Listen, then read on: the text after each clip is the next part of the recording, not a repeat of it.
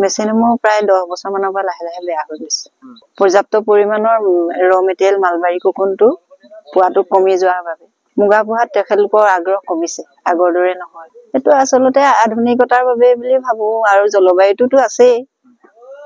আজিকালি পলুৰ লগত লাগি থাকিবলৈ নতুন চামে মানে মন নকৰে সিমান। পুৰণা পালক খিনিয়ে পালন কৰি যায়।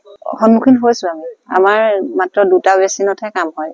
10টা বেচিনৰ ভিতৰত 2টা বেচিন আৰু পৰ্টৰ পাত মিলাই পেলাই আমি চলাই আছো। চৰকাৰক আহ্বান জনাও আমি, মেচিন চেচিন ভাল কৰি দিয়ক, আৰু মানুহখিনিও যদি পোহে তেতিয়া মেচিন ভালদৰে চলি যাব। হেৰি হৈছে এইটো আমি প্ৰায় আৰু 7-8 বছৰ মানৰ আগৰ পৰা আমাৰ মানে লাহে লাহে মেচিনবোৰ মানে কাৰ্যক্ষমটো কমি আহিছে। যিহেতু ইয়াৰ যন্ত্ৰ পাতিবোৰ পুৰণা হৈ গৈছে, পুৰণা আমি নতুন যন্ত্ৰ পাতি লগাব পৰা নোৱাৰা কাৰণে আমি মেচিনবিলাক চলাবলৈ অসুবিধা পাইছো। আমি উচ্চতম কৰ্তৃপক্ষক এই বিষয়ে আমাৰ ইয়াৰ পৰা জনোৱাও হৈছে, কিন্তু কথা হ'ল তেখেতলোকে কয় যে এইটো পুৰণা যন্ত্ৰ পাতি, এইটো মানে যন্ত্ৰ পাতিবোৰ পোৱা নাযায়।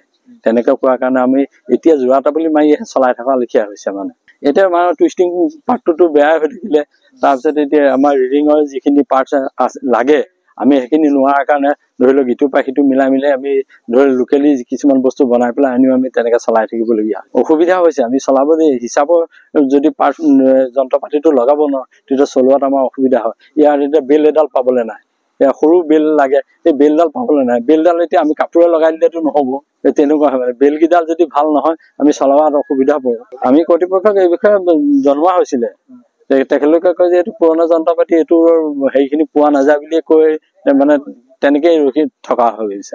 মেচিন বিলাক মানে এইটো যিটো পাৰ্টত নচলা হৈছে সেইটো পাৰ্টত লাহে অলপ হাবি হৈছে, আৰু এইটো বিশেষকে আমাৰ কৰ্মচাৰী নাই। আমি 4জন আছো, মই এগৰাকী আমাৰ এছিষ্টেণ্ট মেনেজাৰ আছে, আৰু মই ইলেক্ট্ৰিচিয়ান, আৰু লগতে 4th গ্ৰেড এজন আছে, আৰু কাম কৰা পলুৰ অভাৱটো হৈছে। পলু এতিয়া আমাৰ যিমান পৰিমাণে এই ৰিংটো চলাবলৈ পলু মানে পাত পলু লাগে, আমি ইমান পৰিমাণে পোৱা নাই।